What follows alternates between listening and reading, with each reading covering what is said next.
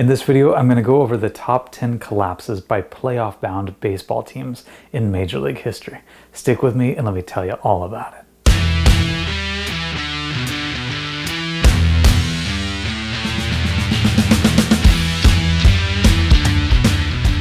What is going on, everybody? Thanks for joining me back on my channel, Brutus on Baseball. The reason to make this video was, of course, watching my Tigers collapse coming into the home stretch of the 2025 playoff season. Now, for all intents and purposes, the Tigers have one of the biggest collapses in the history of the game, if not the biggest collapse.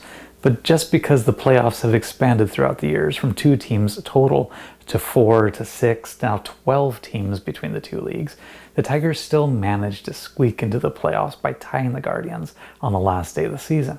But because they lost the season series, they ended up with the last spot in the American League for the playoffs.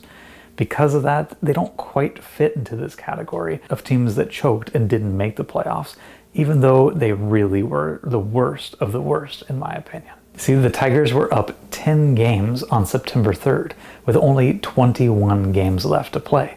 And they were even still up 9.5 games on September 10th, a whole week later, with only 16 games left to play. And they lost all of that lead to the Cleveland Guardians to end up in that tie.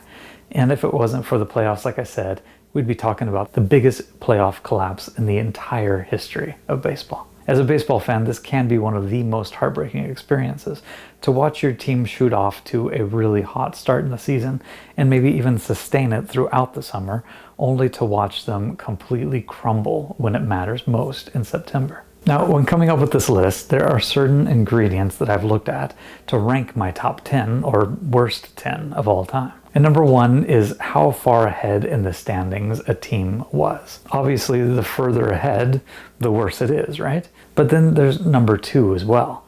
How many games were left in the season when they were that far up? A sustained dive over 2 or 3 months is bad.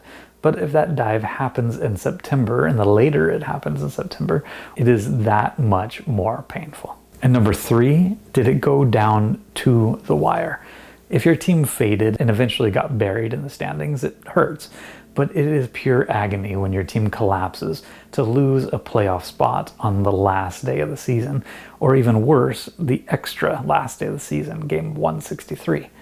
And number 4, I've only included collapses where teams didn't make the playoffs. So no matter how much I would love to rehash the 2004 Red Sox versus Yankees and the collapse that ensued, I'm not going to do that here. So with that criteria in mind, I've ranked what I think are the 10 most memorable collapses of all time. Number 10 on my list, the 1969 Chicago Cubs losing out to the New York Mets.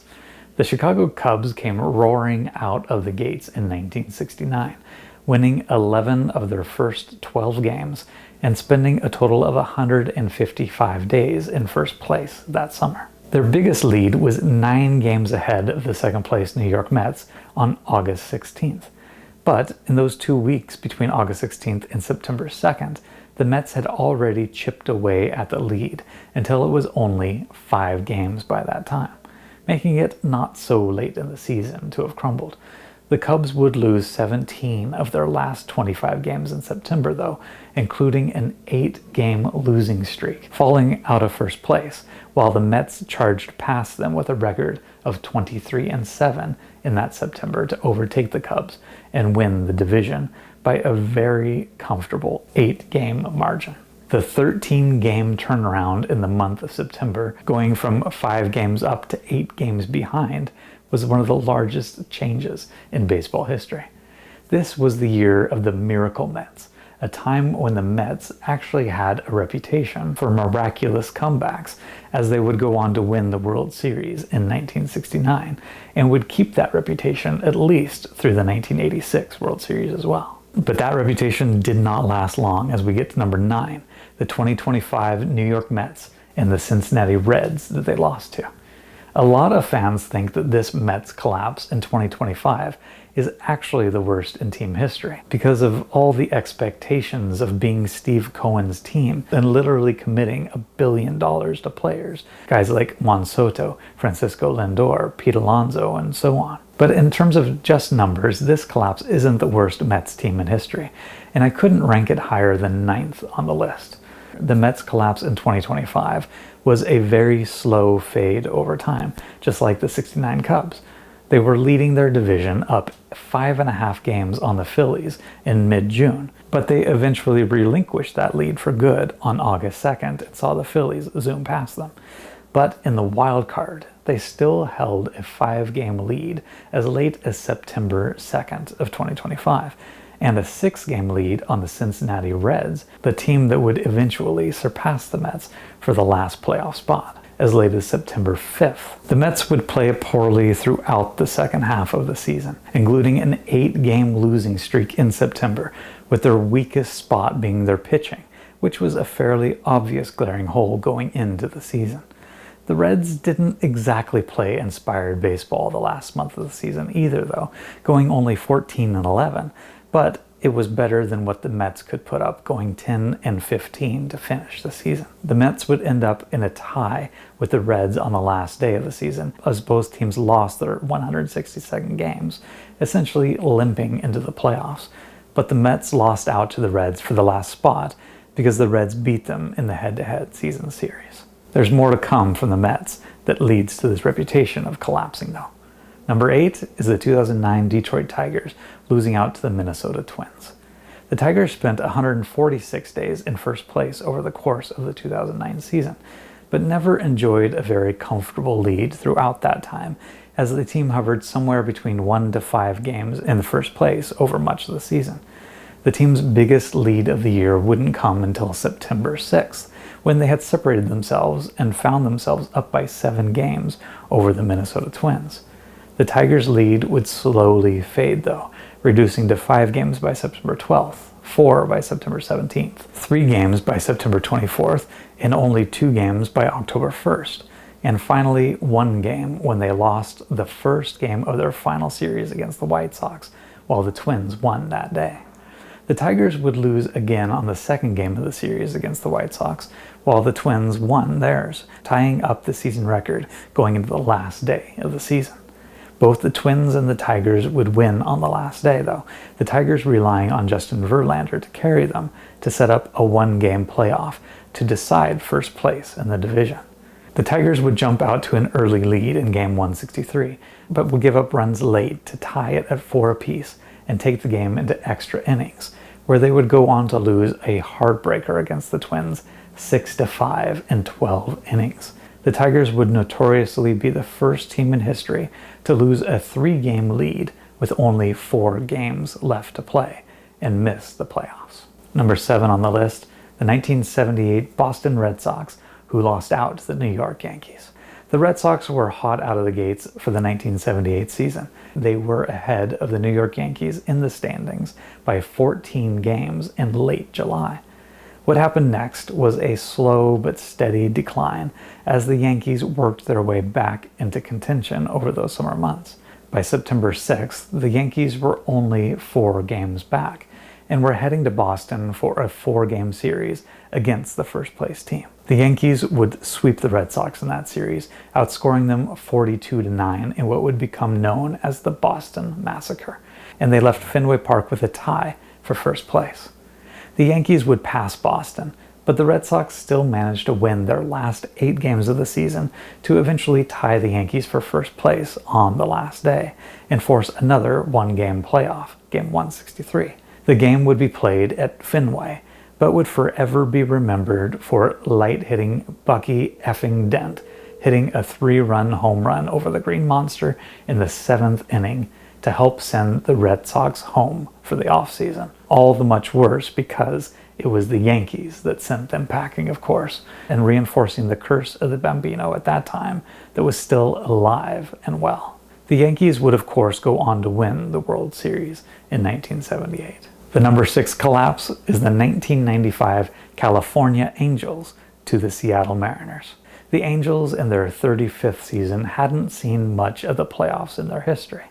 they found themselves enjoying a 12.5 game lead over the Seattle Mariners on August 20th of that season. But they would slump late in the season, first losing 9 straight games in late August and early September, and then enduring another 9-game losing streak from September 13th to 23rd that finally dropped them out of first place.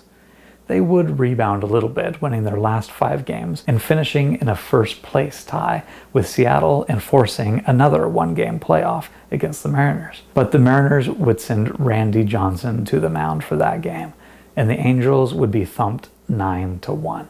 Growing up in Seattle personally, the 1995 season would produce some of the most magical moments and memories in the Mariners' history, but it's often forgotten that it was at the expense of the Angels and their late season collapse. Halfway through, number 5 on the list is the 2007 New York Mets losing out to the Philadelphia Phillies. The New York Mets would find themselves with a 7-game lead with only 17 games left to play in mid-September of 2007.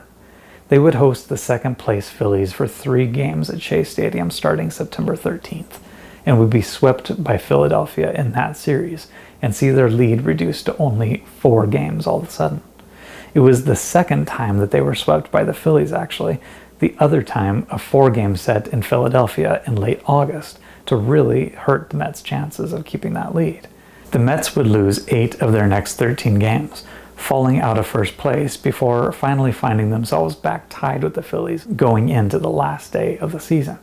They would send Tom Glavine to the mound on that last day, but he would give up 7 runs to the Marlins in the first inning alone, and the team would lose 8-1, while the Phillies would win their final game of the season.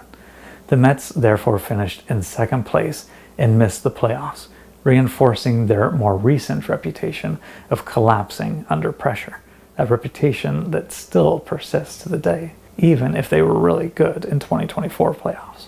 The number 4 collapse is the 2011 Atlanta Braves to the St. Louis Cardinals.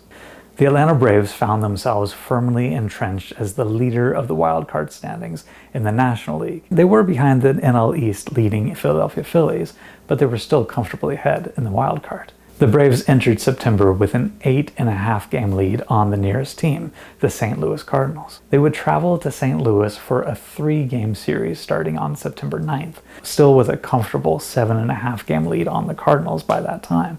But they would be swept aside in all 3 games and leave St. Louis with the wild card lead dwindling to only 4.5 games.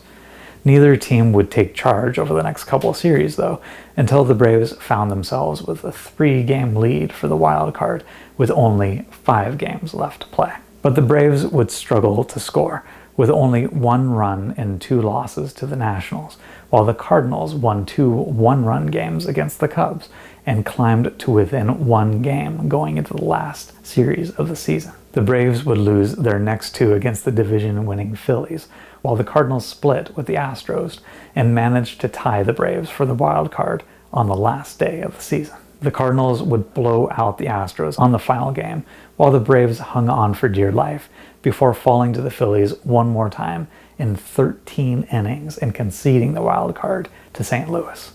The Cardinals would play Cinderella and go on to win the World Series that year, while the Braves went home.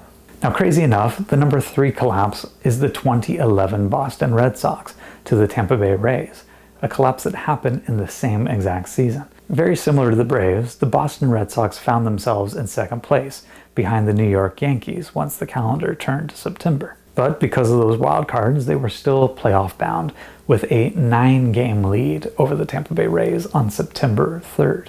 The Red Sox postseason odds were 99.6% at its peak, but they would go on to lose 18 of their final 24 games and find themselves tied with the Rays on the last day of the season. The Red Sox would concede the wildcard spot to the Rays on an absolutely crazy last day, starting with a 9th inning blown save by the Red Sox where they gave up 2 runs to the Orioles, and the Rays, meanwhile, mounting a comeback from a 7-0 deficit in the 8th inning to the Yankees that saw the Rays tie it up in the bottom of the 9th and send it to extra innings. Evan Longoria would come up in the bottom of the 12th inning for the Rays, and while in the on-deck circle, he saw the final score that the Orioles had beaten the Red Sox, and it was up to him to send the Rays to the playoffs.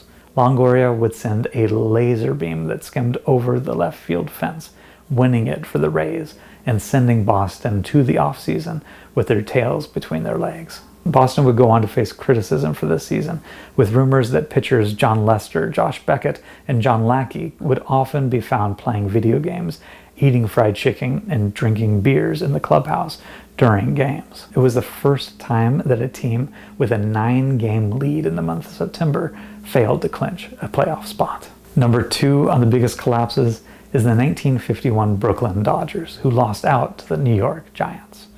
The Dodgers were 13 games up on the New York Giants in mid-August. And the Dodgers didn't quite collapse, though, going 27-24 the rest of the way. But by September 20th, and with only 10 games left in the season, the Giants had whittled down the lead to 4.5 games. The Dodgers couldn't hold off the Giants, though, who had gone 39-8 to finish the season and end up in a tie with the Dodgers for first place, forcing a 3-game series, which is what they did back then, to see who would move on to the World Series in a time when only 2 teams made the playoffs, one from the American League and one from the National League, to face off in the World Series. The Giants would win Game 1 of that playoff, and the Dodgers would even it up with Game 2. Finally, Game 3 would see the Dodgers up 4-1 in the bottom of the 9th inning when up stepped Bobby Thompson, who had hit a 3-run shot to beat the Dodgers 5-4 with a walk-off home run that would come to be known as the shot heard round the world. The Dodgers could only head home and watch the Giants go on to the World Series, where they would lose to the New York Yankees. It would be found out years later that the Giants employed an extensive cheating system that year that included a telescopic lens of some sort in the outfield to steal signs, and then an electrical wire running from the outfield to the third base coach's box that was attached to a buzzer and that would let the coach know what was coming. It's a bit more sophisticated than just banging on trash cans, but really not that different at all. And the number 1 collapse in the history of baseball is the 1964 Philadelphia Phillies, who lost out to the St. Louis Cardinals. The Phillies enjoyed an incredible regular season in 1964, seeing themselves in first place in the National League for the entire season, starting from opening day, and enjoying a lead of 6.5 games over the closest teams, the St. Louis Cardinals and the Cincinnati Reds, with only 12 games left to play. 6.5 lead with 12 games. This was an important season for the Phillies' turnaround too, as they were a perennial cellar dweller throughout the first half of the 20th century and hadn't made the playoffs since 1950. The last 12 games for the Phillies included 4 against the Milwaukee Braves, 3 against the Cardinals, and 5 against their Reds. The Phillies would be swept, first by the Reds, second by the Braves, and finally even by the Cardinals, which resulted in them losing their next 10 games in a row, while the Cardinals would jump ahead of them and win the pennant by 1 game. A key factor in the losses was probably manager Gene Mauch's decision to start both Jim Bunning and Chris Short 3 times each during the 10-game losing streak, pitching on only 2 days of rest each time. The collapse would forever be known as the fold of 64. So you can see from all of those, the Braves losing an 8.5 game lead in September, the Red Sox losing a 9-game lead, the Phillies losing a 6.5 game lead with 12 games left. All of those would have been blown away by the Tigers losing a 10-game lead in September and a 9.5 game lead with only 16 games left to play. So I am ecstatic that the Tigers made the postseason, and I hope they go far. But you really can't hide how historically crazy this collapse of the 2025 season was for the team. Thankfully, they don't make this top 10 list, but they really probably should. Until next time, enjoy the playoffs for 2025. Keep talking baseball, and we'll see you around.